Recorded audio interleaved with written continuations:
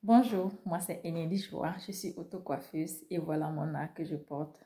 Sur cette chaîne, je te donne plein d'astuces pour te tresser toi-même facilement ou pour te faire des tissages ou n'importe quelle coiffure sur ta propre tête, même si tu n'es pas coiffeuse. Mais pas que. Nous parlons sur cette chaîne aussi de temps en temps des vlogs, des conseils. Et donc, si cela t'intéresse, n'hésite pas à t'abonner et à cliquer sur la cloche de notification pour ne pas rater les prochaines publications. Merci. Vous savez tous avec moi que quand ça commence par parler du thème d'argent, quand ça commence par parler de l'argent, beaucoup sont frustrés, beaucoup sont énervés. Pour plein de personnes, l'argent est un sujet tabou. Mais sur cette chaîne, je te dirais que l'argent n'est pas du tout un sujet tabou. Nous allons parler de l'argent comme nous parlerons de toute autre chose sur cette chaîne. Voilà. Ce qui m'amène à parler sur l'argent, c'est que, bon, à mon côté et à mon avis, l'argent, c'est un sujet qui doit être abordé à tout moment. C'est un sujet qui doit être abordé avec nos enfants, dans la famille, avec nos amis, avec nos connaissances, et peu importe là où on est.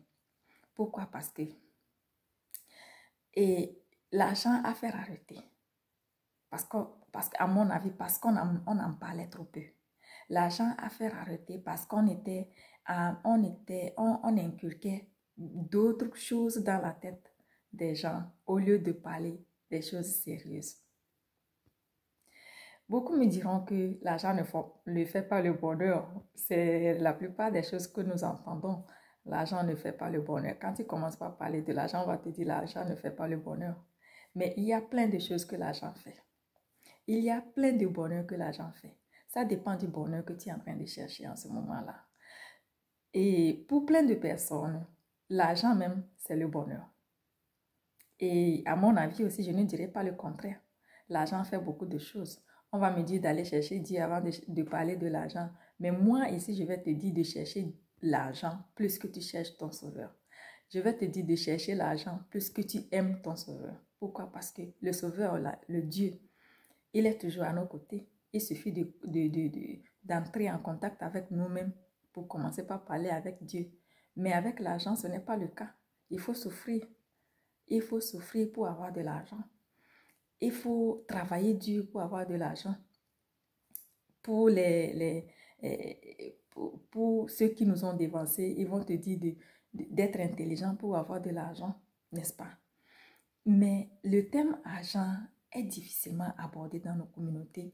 Moi, je trouve que c'est ça qui crée de la pauvreté. Pourquoi? Parce que on en parle très peu de l'argent.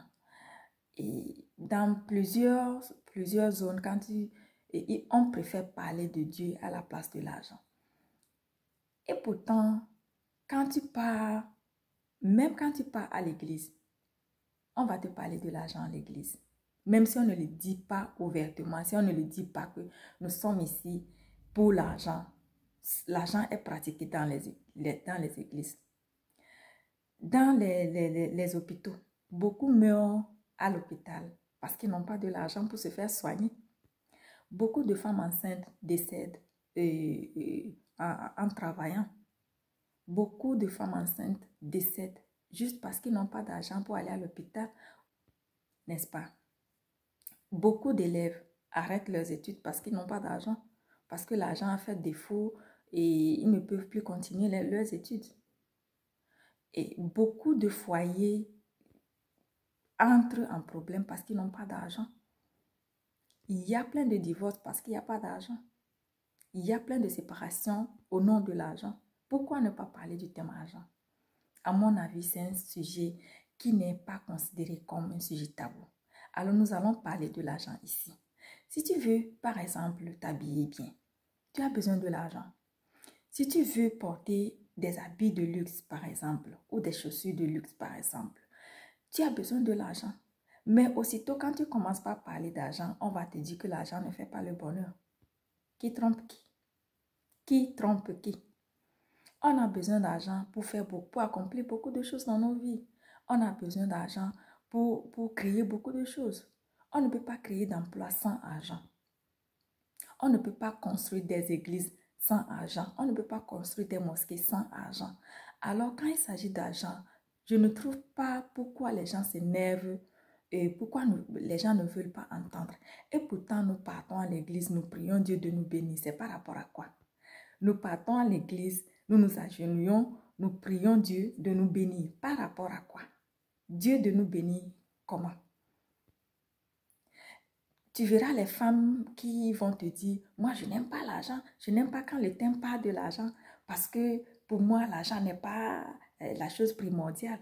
Et pourtant, elles prient de trouver un mari qui a de l'argent. Mais on va où là? Qui trompe qui? Comment être hypocrite jusqu'à ce point-là?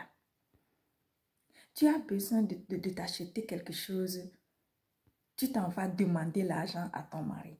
Si ton mari n'était pas ambitieux, si ton mari ne travaillait pas, si ton mari ne gagnait pas l'argent, comment toi, tu peux avoir l'argent? Comment tu peux aller lui demander de l'argent? Il y a beaucoup de foyers qui subissent des violences conjugales. Il y a des violences conjugales juste parce que le thème a porté sur l'argent. Il y a des violences verbales, il y a des violences physiques, juste parce que le thème a porté sur l'argent. Et pour éviter ce stress-là, pourquoi ne pas chercher chacun de l'argent et être indépendant financièrement? Pourquoi pas? Et quand ça commence par parler, on est toujours hypocrite. On veut dire, non, moi je n'aime pas qu'on parle de l'argent. Moi je n'aime pas, c'est Dieu qui bénit. Mon frère, ma soeur, si tu n'amènes rien à Dieu, il ne te bénira pas. La grande bénédiction que Dieu va te donner, c'est de te donner la vie en fait. C'est de passer par ta maman pour te donner la vie. Voilà, c'est la grande bénédiction que tu peux avoir de Dieu. Maintenant, ce que tu vas faire, ce que tu vas travailler de tes mains, ce que tu vas entreprendre, c'est ça que tu amèneras à Dieu et lui demander de le bénir pour toi. Dieu ne bénit pas les paresseux. Dieu ne bénit pas les gens qui dorment de 0 heure à 0 heure.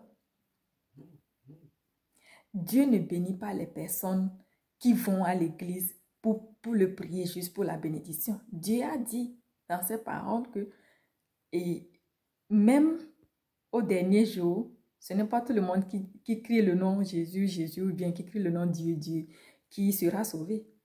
Et cela est vérifié parce que tu ne peux pas être à la maison chaque jour sans rien faire et penser que Dieu est là pour te sauver. Dieu ne va jamais te sauver. Dieu ne va jamais te sauver. Dieu ne va jamais envoyer tes enfants à l'école. Dieu ne va jamais payer les études de tes enfants. Dieu ne va jamais payer la facture d'électricité. Dieu ne paye pas la facture d'eau. Dieu ne construit pas des maisons. C'est toi-même tes propres efforts. C'est de tes propres efforts que tu peux décider de faire quelque chose. Et alors, moi je dirais que il faut d'abord chercher l'argent, d'abord chercher un travail, un emploi, quelque chose qui va te payer en fait. Et c'est de là que tu peux parler de Dieu. C'est de là que tu peux dire à Dieu, que tu peux présenter ton activité à Dieu. Seigneur, s'il te plaît, bénis-le-moi. Bénis mon activité. Bénis mon travail. Bénis-moi pour que je puisse prospérer dans mon travail. N'hésite pas à me laisser dans les commentaires ce que tu en penses. Et entre-temps, porte-toi bien. À très bientôt. Bye bye.